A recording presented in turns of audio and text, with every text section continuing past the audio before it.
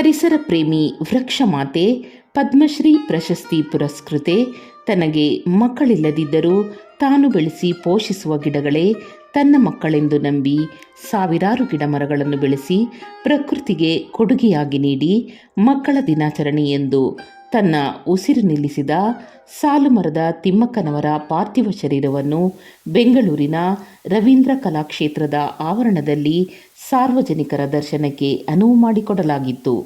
ಈ ಸಂದರ್ಭದಲ್ಲಿ ಸಾಲುಮರದ ತಿಮ್ಮಕ್ಕನವರ ಕುಟುಂಬಸ್ಥರು, ಅವರ ತಂಗಿ ಹಾಗೂ ಅವರ ಮಗ ಅರ್ಜುನ್ ಮಾಧ್ಯಮಗಳೊಂದಿಗೆ ಮಾತನಾಡಿ, ನಮ್ಮ ದೊಡ್ಡಮ್ಮ ಸಾಲುಮರದ ತಿಮ್ಮಕ್ಕನವರ ಆಸೆಯಂತೆ ಹುಲಿಕಲ್ನಲ್ಲಿ ಸರ್ಕಾರಿ ಆಸ್ಪತ್ರೆ ನಿರ್ಮಾಣ ಮಾಡಬೇಕೆಂದು ಸರ್ಕಾರಕ್ಕೆ ವಿನಂತಿ ಮಾಡಿದರು. ನುಂಗ್ಲಾರದ ತುತ್ತಾಗಿದೆ ನಮಗೆ. ಸ್ವಂತ ದೊಡ್ಡಮ್ಮ, ನಮ್ಮ ಅಮ್ಮನ ಅಕ್ಕ, ಕಣ್ಣಾಗೆ ನೀರು ಬರ್ತಾಯಿಲ್ಲ, ಅಳೋದಕ್ಕೆ ಅಷ್ಟು ಸಂಕಟ ಆಗ್ತಿದೆ.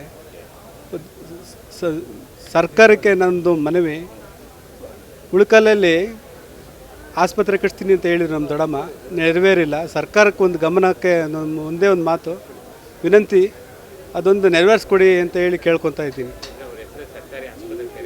ಹೌದು ಹೌದು, ಭಾಳ ಚೆನ್ನಾಗಿತ್ತು, ತುಂಬ ಚೆನ್ನಾಗಿತ್ತು.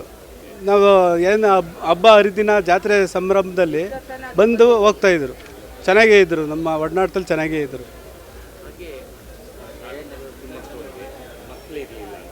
ಹೌದು, ಸಾವಿರಾರು ಗಿಡಗಳನ್ನು ತನ್ನ ಮಕ್ಕಳಂತೆ ಸಾಕಿ ಸಲುಹಿಸಿದರು. ಅಂತ ಒಂದು ಸಂದರ್ಭದಲ್ಲಿ ಅವರು ಮಕ್ಕಳ ದಿನಾಚರಣೆಯಿಂದ ತಮ್ಮ ದೇಹವನ್ನು ತ್ಯಾಗ ಮಾಡಿದ್ದಾರೆ. ಏನನ್ಸುತ್ತೆ?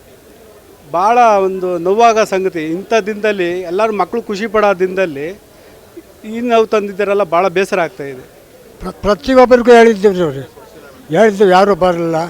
ಅದರಲ್ಲಿ ಒಂದ್ಸಲ ಕಂಪ್ನಿ ನಡೀತಿಲ್ಲಿ ಎಲ್ಲ ಬಂದಿದ್ರು, ಇದಕ್ಕೆ ಬರಲಿಲ್ಲ, ದೂರ ಅಂತ ಬಂದಿಲ್ಲ. ತೀರೋಗಿದ್ದೀರಾ, ಕಳ್ಕೊಂಡಿದ್ದೀರಾ, ನಮ್ಗೇನು ಮಾಡಿಸ್ಬೇಕೋ ಮಾಡಿ. ಸಾಲುಮರದ ತಿಮ್ಮಕ್ಕವ್ರನ್ನ ನಾನು ಚಿಕ್ಕ ವಯಸ್ಸಿಂದ ನೋಡ್ತಿದ್ದೀನಿ ಸರ್. ಅವ್ರನ್ನ ಭೇಟಿ ಆಗಬೇಕು ಅಂತ ಸದಾ ನಾನು ನೆನೆಸ್ಕೊಂಡಿದ್ದೆ ಸಾಹಿತ್ಯ ಪರಿಷತ್ತಲ್ಲಿ, ಬಟ್ ಆಗಲಿಲ್ಲ. ಈಗ ಅವ್ರು ಹೋಗಿದ್ದು ನಮಗೆ ದುಃಖಕರ ನೋವಾಗಿದೆ, ಮರೆಯಲಾಗದಂಥ ನೆನಪು. ಯಾವತ್ತಿಗೂ ಶಾಶ್ವತವಾಗಿ ನಮ್ಮ ಮನಸ್ಸಿನಲ್ಲಿ, ನಮ್ಮ ಮನದಾಳದಲ್ಲಿ ಉಳಿಲಿ ಅಂತ ಅವರ ಆಶೀರ್ವಾದ ಪಡ್ಕೊಂಡು ನಾನು ಅವ್ರ ಇದರಲ್ಲೇ ನಾನು ಬೆಳಿತೀನಿ ಸರ್. ಗಾಯಕರು ಹೇಮಾವತಿ ಆರ್ ಅಂತ ಬಿಳೆಕಳಿಂದ ಬಂದಿದ್ದೀನಿ.